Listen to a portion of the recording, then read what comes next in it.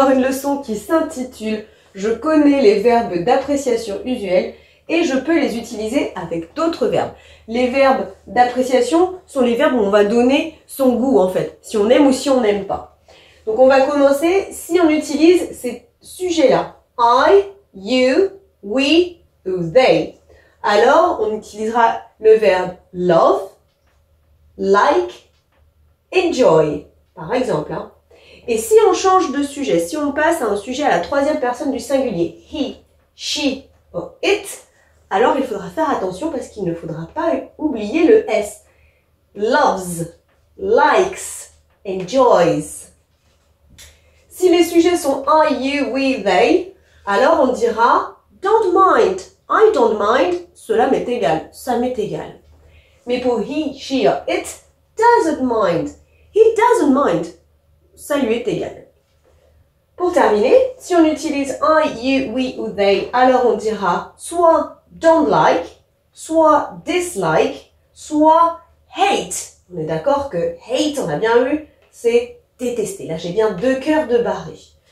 Et dans ce cas-ci, c'est à la troisième personne du singulier, he, she or it, alors attention, c'est doesn't like, dislikes avec un S ou hates avec un S.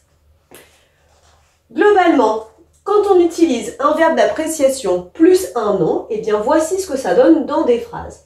I like chocolate. He loves, je n'ai pas oublié mon S après he loves apples. Donc là, il adore les pommes. You like cheese, but you don't like milk. Tu aimes le fromage, mais tu n'aimes pas le lait. Et pour terminer, si on emploie un verbe d'appréciation, on peut dire un verbe de goût aussi, plus un autre verbe qui va parler d'une activité, alors attention, il faudra utiliser la forme ing. Voici des exemples qui sont plus parlants. I love dancing. Parce que j'ai un verbe d'appréciation, un verbe de goût avant, alors on voit bien que l'activité derrière, eh bien, ça fait un verbe en ing. J'adore danser. She doesn't like playing football. Elle n'aime pas jouer au football. Let's practice now. Pour voir si tu as bien compris le cours, eh bien, je te propose deux petits exercices. Fill in the gaps with the correct verb. I, vegetables. I like.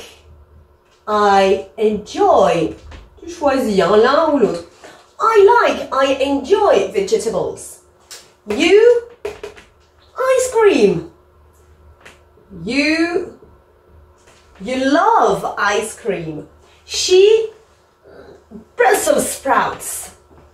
She, et là je fais bien attention à ma troisième personne du singulier, she hates. On n'oublie pas qu'il y a un S.